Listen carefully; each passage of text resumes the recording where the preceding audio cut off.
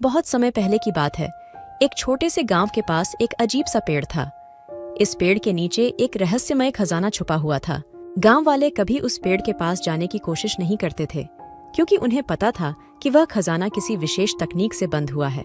गांव में रहने वाला एक नौजवान आदित्य ने बड़े उत्साह से उस रहस्यमय पेड़ की तलाश में कई रातों तक जंगल में रात बिताया। एक रात आदित्य ने खजाने की जगह पहुंचने का रास्ता खोजा और वहां पहुंचने के बाद उसने देखा कि एक दरवाजा खुला है। उसने धीरे से दरवाजा खोला और अंदर जाकर उसने देखा कि कुछ चमकती रत्न और अनमोल गहने वहां पर रखे गए थे।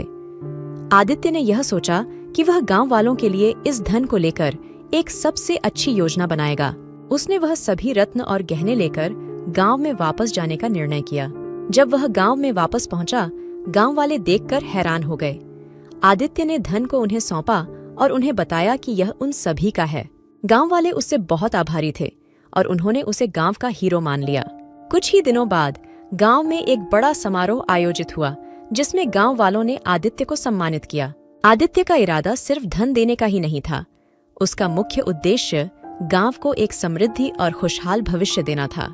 समारोह के दौरान एक वृद्ध आदित्य के पास गया और बोला, युवक, तुम्हारा यह कर्म बहुत ही उदार और नेक है। तुम्हारा यह साहस और समर्पण हम सभी को प्रेरित करता है।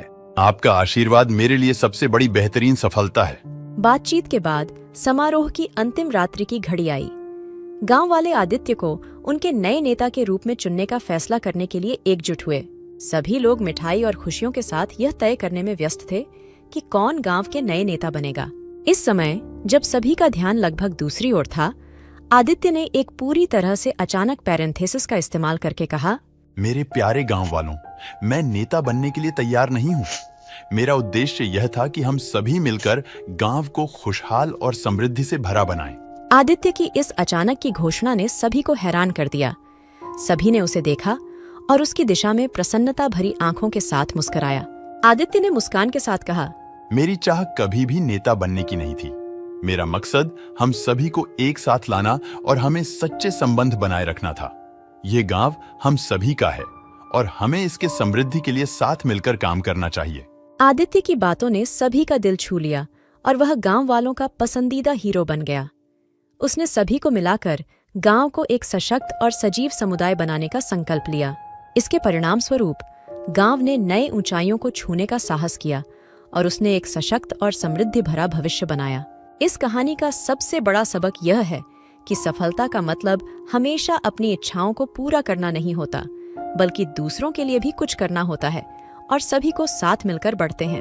और आप लोग हमारी वीडियो को लाइक करें, चैनल को सब्सक्राइब करें और हाँ दोस्तों, आपको किस टाइप की कहानी सुनना पसंद कमेंट में जरूर बताएं।